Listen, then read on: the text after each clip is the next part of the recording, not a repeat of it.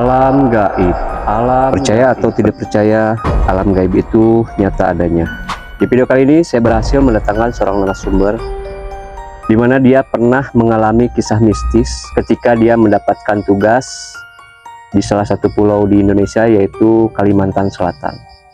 Bagaimana kisah selengkapnya? Mari kita datangkan narasumber kita dalam Tungku Misteri.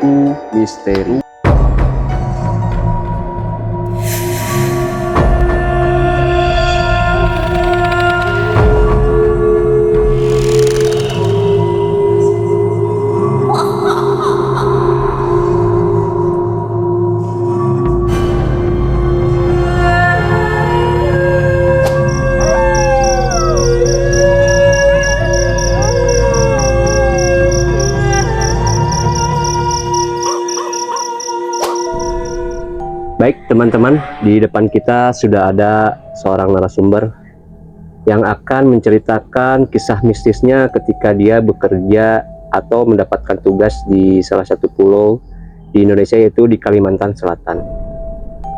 Oke, apa kabar Kang? Alhamdulillah baik. Boleh silahkan perkenalkan namanya siapa, tinggal di mana, dan kegiatannya apa sekarang? Nama saya Anto, saya tinggal di Sukabumi. Saya sekarang seorang penulis dan penerjemah. Wow, Ya. luar biasa sekali teman-teman. Kalau boleh tahu nih, sekarang lagi ngegarap apa nih Kang? Penulis Sekarang apa nih Kang? biasalah buku-buku novel. Oh, buku-buku Iya, novel. buku-buku novel. Itu dijualnya online apa gimana? Online Kang. Online, mantap sekali.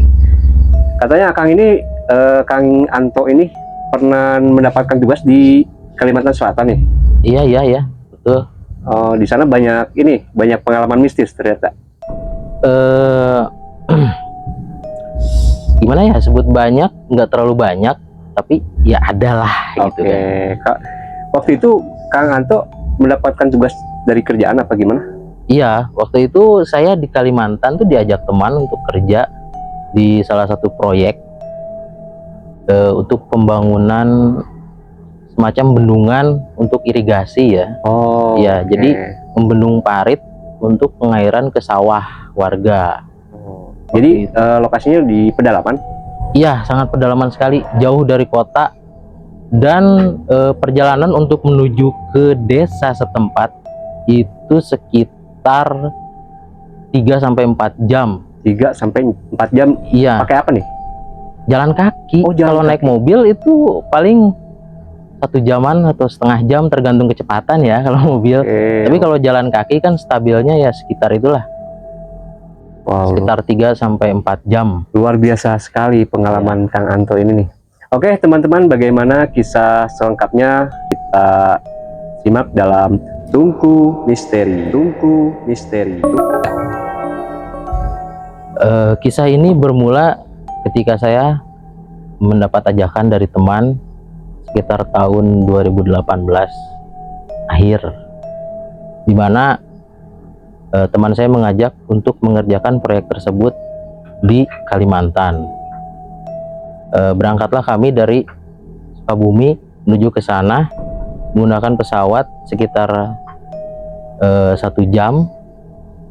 Perjalanan yang sangat singkat, tetapi yang membuat saya terkejut adalah setelah nyampe di Kalimantan itu ternyata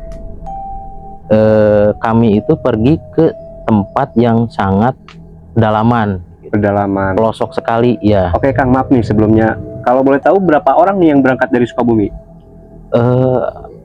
Saya agak lupa ya, kira-kira mungkin seingat saya kira-kira 7 atau 8 orang ya. Oke. Karena ada yang nyusul, ada yang udah nyampe sana. Kalau saya dari sini itu cuman 3 orang.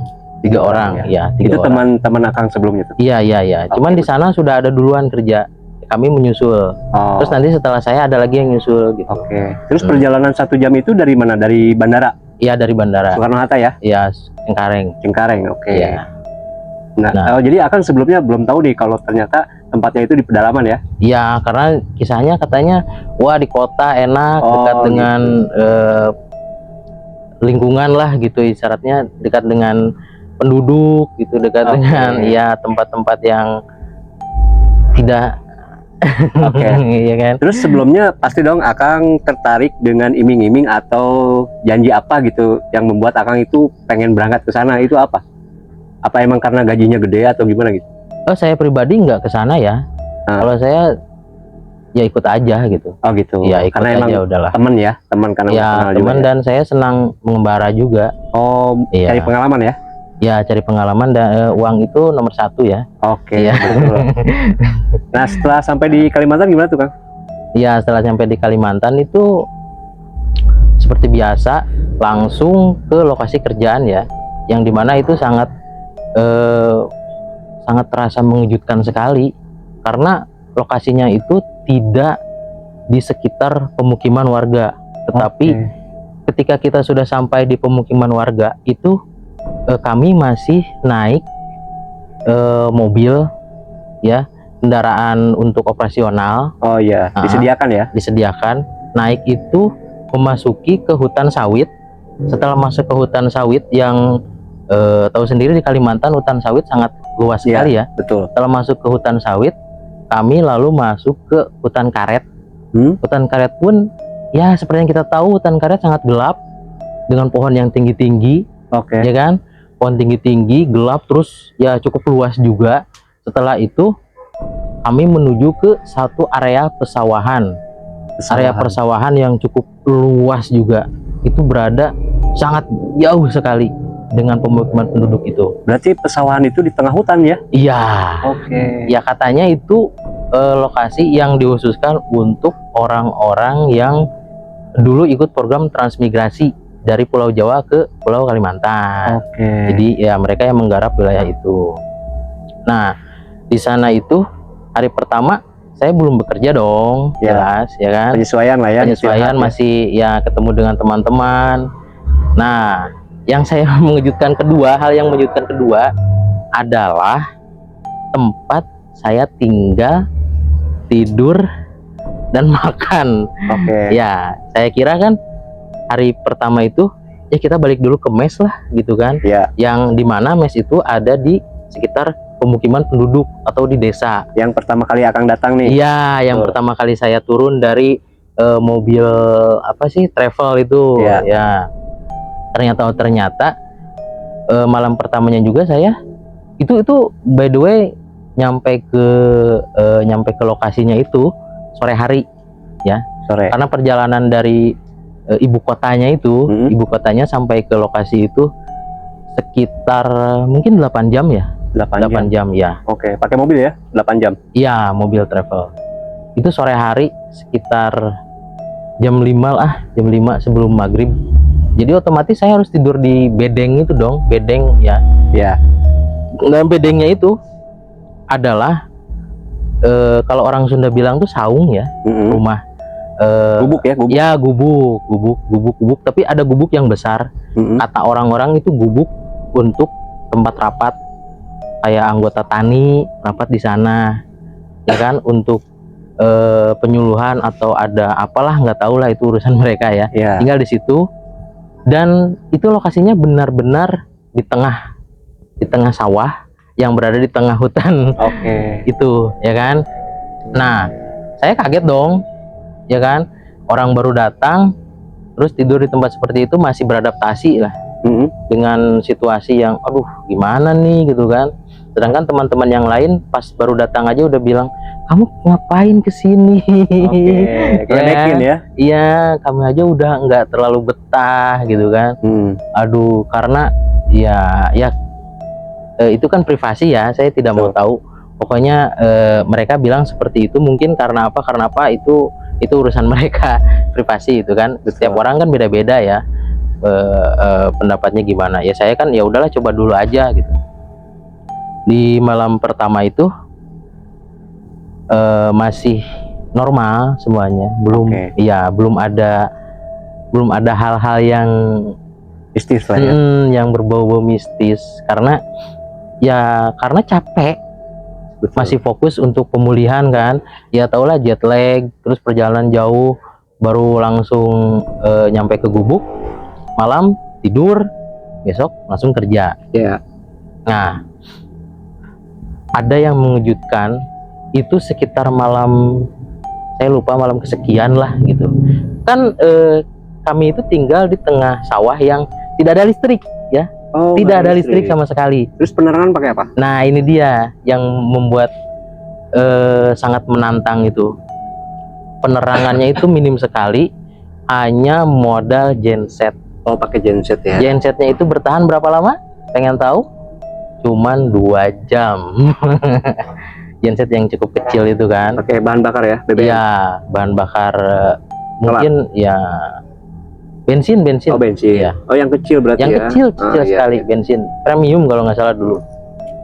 Nah, itu jangka waktu 2 jam itu dari mulai surup, orang Jawa bilang surup, tapi Mulai orang gelap lah ya. ya petang lah, petang. Nah, Ya, dari mulai petang sampai sekitar isya lah gitu. Ya, atau jam 8-an itu hanya cukup buat ngecas dan penerangan beberapa gubuk. Karena di sana gubuk bukan cuma satu ya, ada banyak, cuman gubuk kecil-kecil. Oke. Jadi kami cuma meninggali satu gubuk yang besar. Ya. Gubuk yang kecil-kecil itu hanya ditempati oleh orang-orang yang ketika mereka ke sawah di pagi hari itu ada orang penduduk, cuman sebentar doang gitu Tempat kan. singgah lah ya. Ya, tempat singgah. Nah, pas genset nyala, kami bisa ngecas HP, bisa main HP, ya kan, bisa bercanda gurau. Sinyal masih ada ya. Sinyal susah Susah. sekali. Oke. Ya, sinyal susah sekali.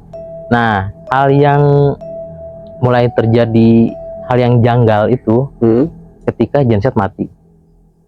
Karena udah habis bahan bakar. Iya, bahan bakar habis, itu semua gelap total, nggak ada sama sekali penerangan. Dan di rombongan kami itu ada salah satu orang, sebutlah si Mas ya, sebutlah si Mas ini dia itu bagian masak. Jadi di grup itu ada satu orang bagian masak, itu si Mas inilah. Oke Kita ya. sebut saja si Mas. Betul. Si Mas ini bagian masak. Nah, dia itu yang biasa ngisi, ngeganti lampu dari genset ke lampu centir. Lampu apa sih namanya? Ya, yang dari minyak itu ya, yang Ya. kecil banget itu. Nah, si Mas itu biasanya ngeganti itu karena dia ngisi pakai, kalau nggak pakai minyak tanah itu pakai minyak goreng. Oke. Ya. Terus ditempel lah di salah satu tiang. Dan by the way, bangunannya itu bukan dari tembok, tetapi dari papan dan gedek. Gedek itu apa ya? Kalau orang, nah ini nih, Panggung. nah ini nih. Oh, bilik. Ya, bilik. Nah, ada anyaman bambu. Betul. Nah, terus malam setelah itu yang mulai terjadi hal gaibnya adalah ketika semua mati genset, hanya ada lampu centir itu, penerangan terbatas sekali kan penerangan itu. Iya. Tapi kami dipaksa untuk tidur karena besok harus kerja lagi. Kalau tidak tidur capek. Tuh. Nah, pas mencoba untuk tidur, itu tahu apa yang terjadi? Kan di dalam gubuk itu tuh ada 2 dipan. Jadi dipan 1 ini 7 orang ya, dipan 1 4 orang, dipan yang saya tidur itu 3 orang. Kadang ada 4 orang kalau 1 orang ini tidak tidur di mes. Ya. Mesnya itu jauh banget ya, yang awal aku datang. Nah, di tempatnya saya itu 3 orang itu menuju ke, lihatnya ke apa sih, pintu luar. Pintu luar itu nggak ada pintunya, tapi cuman lawang doang gitu. Oh. Lawang doang, cuman ditutupi, ada sekat sedikit, jadi angin itu untuk menahan angin lah biar nggak langsung masuk. Oke. Nah, dari situ, namanya orang yang biasa tinggal di tempat rame tiba-tiba tinggal di tengah hutan yang dimana itu jauh sekali, yang ya jauh kemana-mana lah, kita nggak bisa ngapa-ngapain. Akhirnya dipaksa, akhirnya kan dengan keadaan yang lelah, mau nggak mau harus tidur kan. Tetapi kondisi gelap dan di tengah hutan. Iya. Nah, di malam itu apa yang terjadi? Ketika semua tertidur kan kedengarannya ada yang ngorok, ada yang apa. Nah, di atas kepala saya itu kan dinding ya, kepala saya itu ada yang ngetuk-ngetuk. Ada yang ngetuk-ngetuk. Ah iya, dah. Ngetuk-ngetuknya kenceng berarti. Ya lumayan. Oke. Ya, cuman kan kalau itu orang,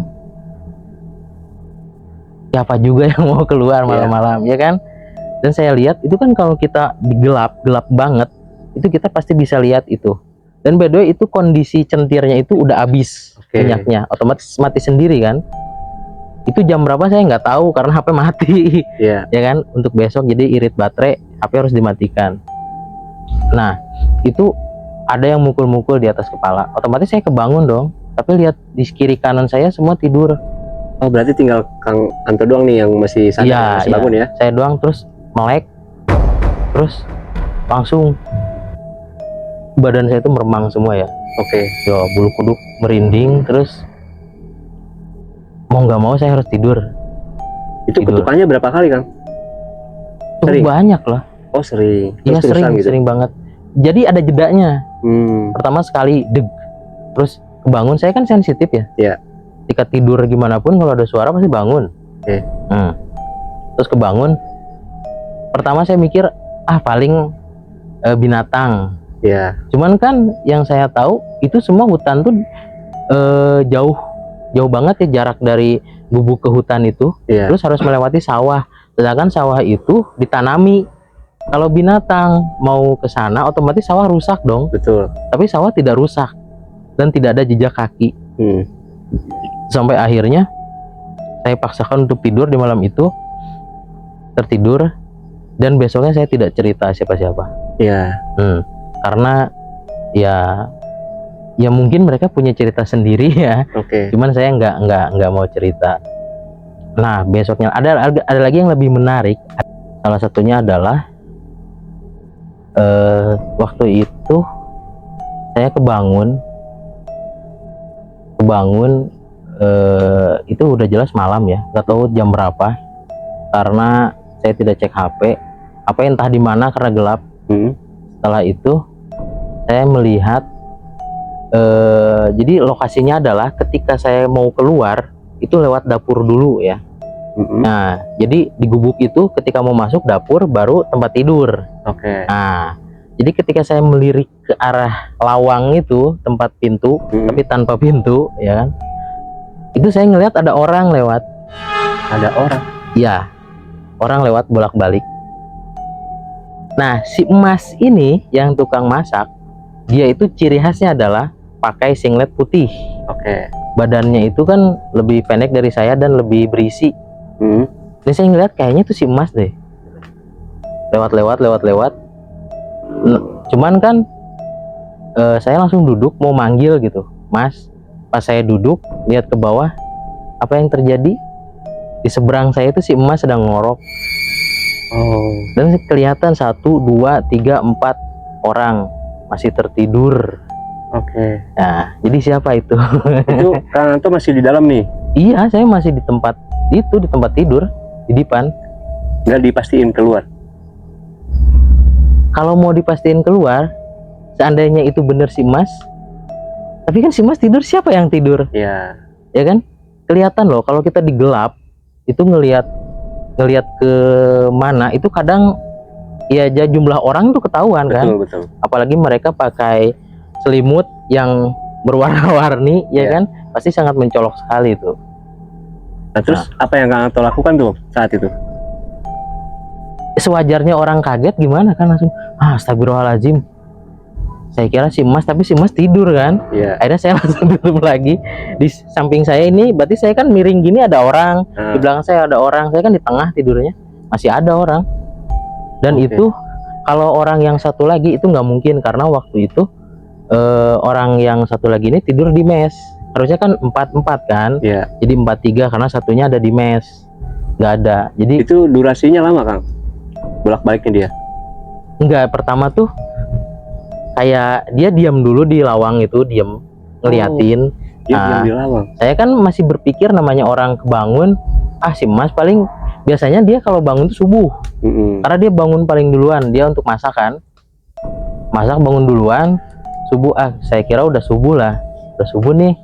Pas mau manggil Saya kebangun, lihat si Mas, gimana coba? Oke. Nah, ya kan, kaget, astagfirullahaladzim, ternyata si Mas masih tidur ya kan. Ya. Nah, akhirnya saya mencoba untuk tidur lagi dari situ. Nah, itu masih saya bungkam sampai saya ketemu si Mas tuh masih sering ngeliatin ini si Mas kakinya nempel nggak nih, gitu kan. Takutnya dia lagi jalan tiba-tiba, nah itu kan. Dan Kang Anto pun belum berani mencoba nanya ya ke teman-teman, enggak ya? Enggak.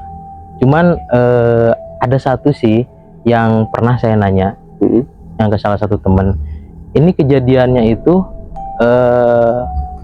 kan di tengah hutan itu nggak mungkin kita punya WC umum dong. Betul. Ya kan? Pasti ada satu tempat yang digunakan untuk buang air besar. Ya. Jadi satu gubuk yang tempatnya itu jauh sekali, lumayan jauh, agak ke dalam, dan itu di tengah-tengah satu petak sawah yang ditanami oleh tebu.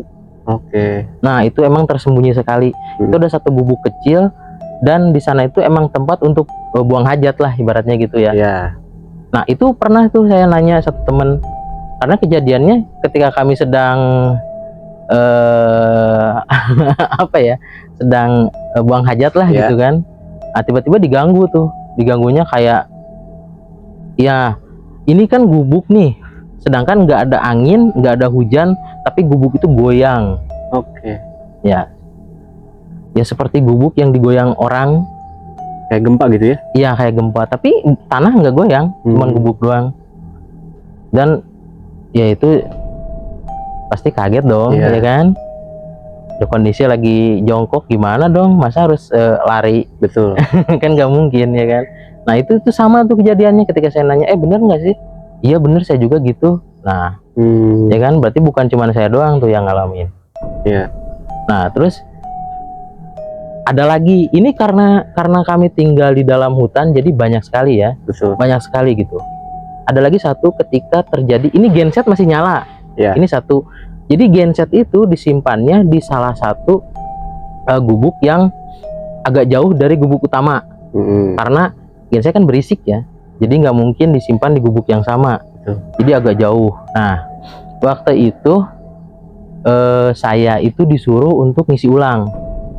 Ya, ngisi ulang genset karena untuk ngabisin gitulah. Besok mau belanja nih orangnya, akhirnya si bensinnya itu saya yang ngisi ke genset. Oke. Nah di tempat genset itu biasa kalau siang dipakai untuk tempat istirahat. Biasanya itu untuk nyantai ketika kerja waktu zuhur, dan ada camilan di sana.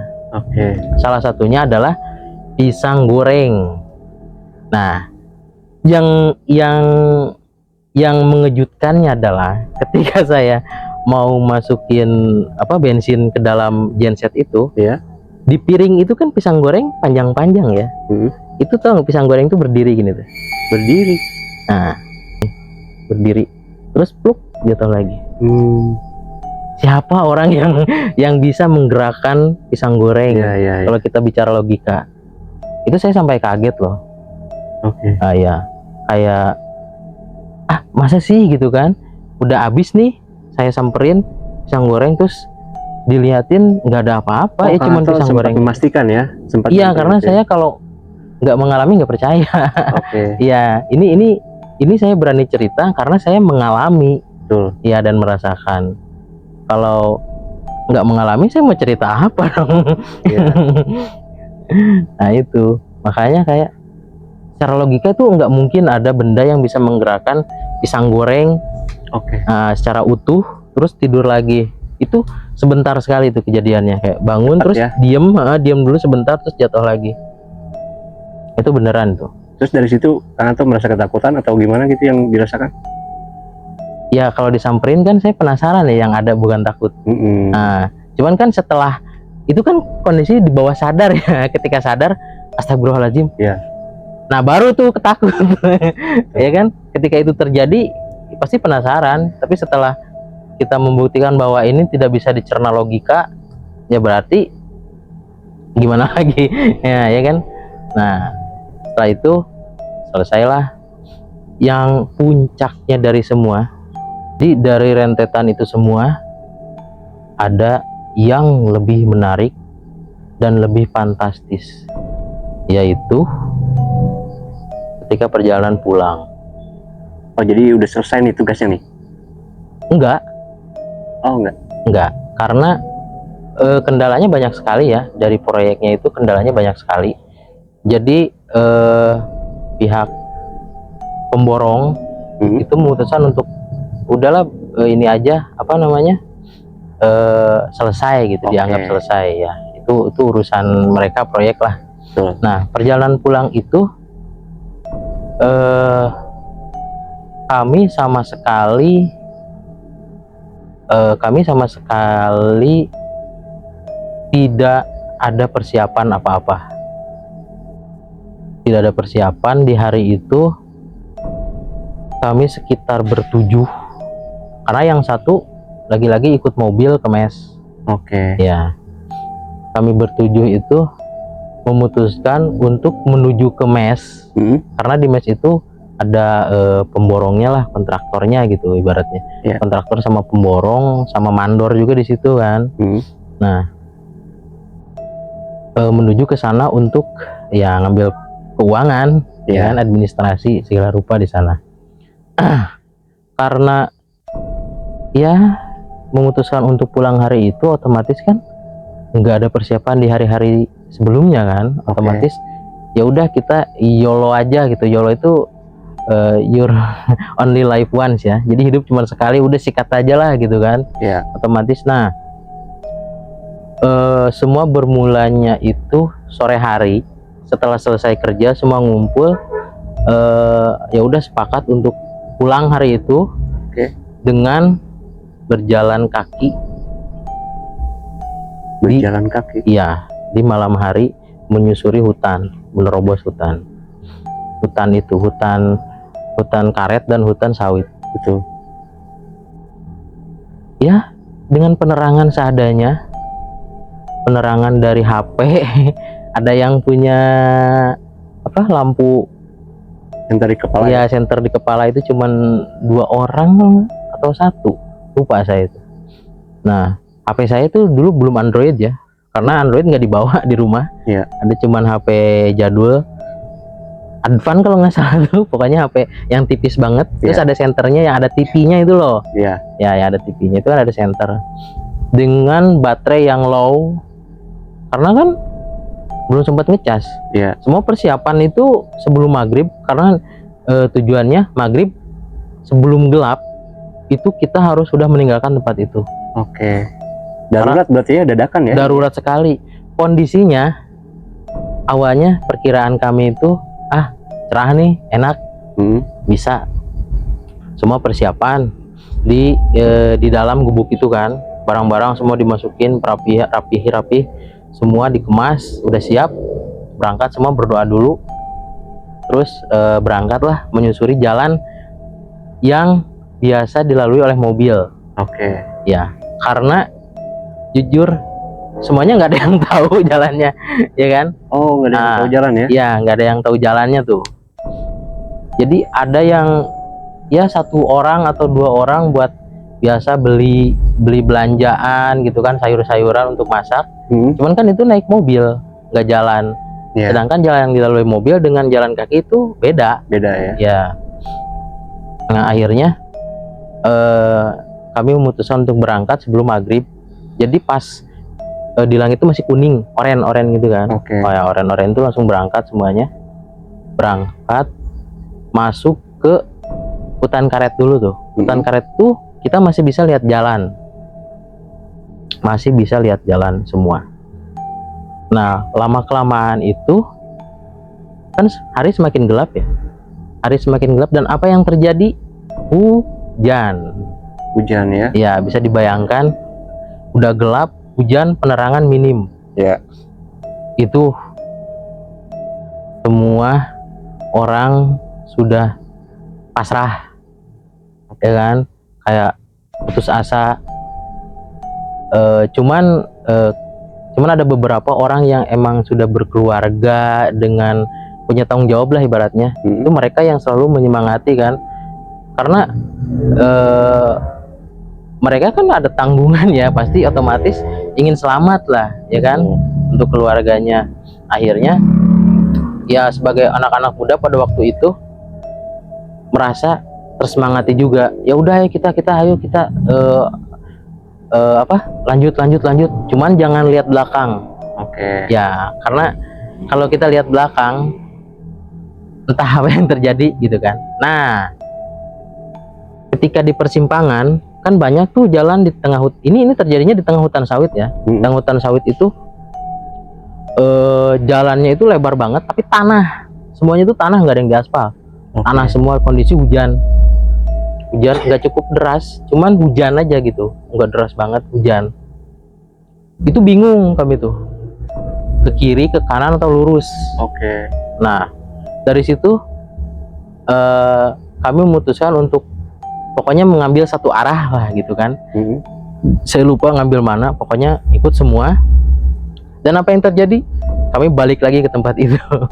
Oh, balik lagi ke tempat yang tadi. Iya, karena kan ketahuan ada jejak kaki. Kita kan kami semua kan nunduk ya jalannya. Saya lihat ke depan, karena jalannya luas, kami nggak mungkin nabrak apa-apa ya. Jadi nunduk aja lihat bekas kaki.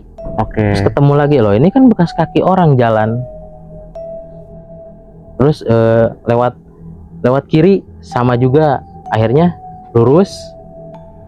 Dari situ tuh banyak sekali namanya di hutan ya kan, banyak sekali hal-hal yang aneh. Nah, tiba-tiba kami ngelihat cahaya merah gitu kan. Kayak apa ya, saya tuh ngelihat kayak ada orang terbang tapi bukan orang gitu, ngerti nggak sih? Ya secara logika nggak ada orang terbang kan. Cuman merah dua itu kayak mata gitu. Itu semuanya ngelihat? Saya nggak tahu. Nggak tahu, karena semua fokus berdoa. Ya kan, selama jalan itu ada bismillah ya Allah, astagfirullahaladzim. Ada yang baca ayat kursi, ada yang... Nah, saya sambil berdoa itu mata kan kemana-mana, cuman nggak lihat belakang aja. Nah, terus ngelihat ada itu apa ya, itu apa gitu. Nah, dari sana itu terus aja kan, terus dengan kalau suara kayak tiba-tiba ada suara orang lari, ada suara gerusak-gerusak gitu mah udah banyak banget itu, cuman nggak dianggap aja gitu kan. Udah, yang penting kita nyampe ke tempat warga. Itu berangkatnya itu kan tadi sebelum maghrib ya. Nah, tahu nggak, nyampe kita lihat rumah nih, satu rumah itu jam berapa sih? Bisa ketebak nggak jam berapa? Jam berapa tuh? 10. Jam 10 malam itu kita bisa ngelihat rumah.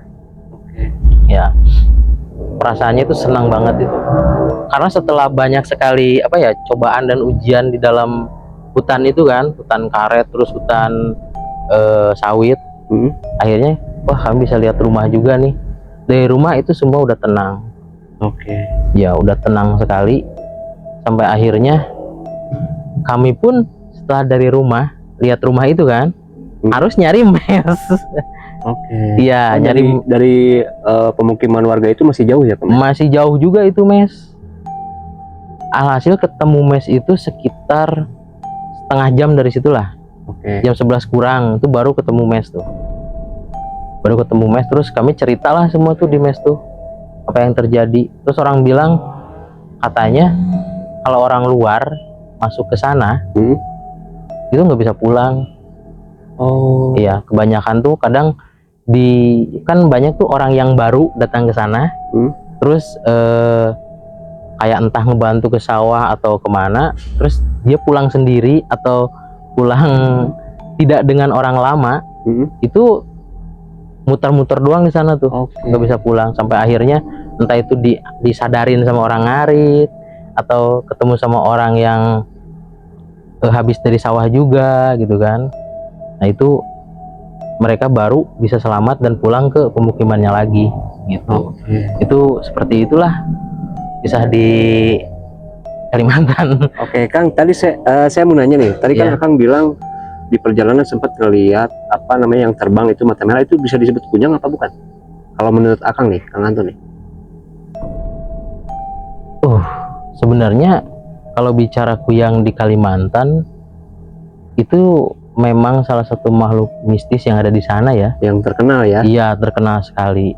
Tapi kalau itu kuyang atau bukan, saya kurang tahu karena itu cukup jauh dan gelap, juga hujan. Oke. Iya, yang kelihatan kan cuma nyala doang ya. Kalau misalkan saya ngelihat kayak ada usus atau paru-paru, mungkin bisa jadi. Oke. Cuman Jadi yang kelihatan matanya doang ya. iya, cuman pada waktu itu saya sangat, bukan cuma saya doang ya, semuanya kayaknya berharap tidak bertemu dengan kuyang. Betul. Ya, karena kuyang itu sangat berbahaya. Betul. Berbahaya sekali. Bahkan bisa ya kan, berakibat yang sangat fatal. Cerita yang ya, lain ya. Banyak sekali ceritanya. Oke, akhirnya Akang sampai ke mes ya. Ya, sampai ke mes. Dari situ Akang langsung pulang ke Sukabumi ke bandara apa gimana? Apa nginep dulu di sana? Ya, nginep dulu, besoknya baru pergi ke pelabuhan. Iya, pelabuhan. Ini pelabuhan di sana. Oke. Iya. Pelabuhan di sana karena kami semua memutuskan untuk tidak tidak menggunakan pesawat. Oh, jadi pakai kapal laut ya? Ya. Oke. Dan perlu diketahui, pas kami pulang itu di jalan menuju ke pelabuhan, itu di berita di TV itu terjadi tsunami. Oh. Waktu Seventeen meninggal itu. Oke, tsunami yang di ini berarti ya, di Banten ya? Ya, di Banten. Tanjung Lesung. Oke. Dan sebelum kami berangkat pun itu ada salah satu pesawat yang jatuh. Jadi pesawat jatuh, besoknya saya naik pesawat yang armadanya armadanya itu pesawat itu yang jatuh itu dari situ. Dan pas pulang pun, sebelum pulang itu tsunami dulu. Apa yang terjadi di pikiran? Ya, betul. Ya. Oke, dan akhirnya akan selamat sampai alhamdulillah, ya. Pulau Jawa ya. Pulau Jawa. Surabaya, dari Surabaya itu mulus, alhamdulillah lancar sampai ke Jakarta. Jakarta lancar, alhamdulillah sampai ke Sukabumi. Oke, luar biasa sekali Kang. Pengalamannya wah, cukup menegangkan ya, kalau bisa dibilang, apalagi yang mengalami gitu ya. Iya. Oke, setelah itu Kang ada pesan-pesan nih buat Akang nih, misalkan teman-teman yang mau berangkat kerja atau tugas ke Kalimantan yang terkenal dengan semua orang juga udah tahu lah kalau Pulau Kalimantan itu emang sangat terkenal dengan hal-hal yang gaib, betul nggak sih? Iya, betul. Ya. Ada nggak pesan-pesan nih buat teman-teman biar bisa rileks aja gitu menghadapinya gitu? Ada nggak sih? Ya sebenarnya sesuai gini, pengalaman Akang aja gitu. Nah, sebenarnya bukan cuman ke Kalimantan aja ya. Betul. Tapi kalau mau ke pulau manapun, ke negara manapun, ke daerah manapun, itu yang perlu dijaga adalah di mana bumi dipijak, di situ langit dijunjung. Betul. Jadi ikuti aturan yang ada, ikuti adat istiadat yang ada. Oke. Walaupun terkadang itu bikin kita kayak masa sih gitu, masa sih, tapi mau nggak mau kita harus jalani. Oke. Karena ketika kita tidak menjalankan itu, kita tidak pernah kita tidak tahu apa yang akan terjadi. Betul, menyangkal lah ya istilahnya, menyangkal ya. Dan pengalaman saya belum pernah mengalami ya, cuman kan banyak berita-berita ya, ketika kita menyangkal aturan, ya kan, ada aturan jangan ini tapi kita lakukan, terjadi ya kan.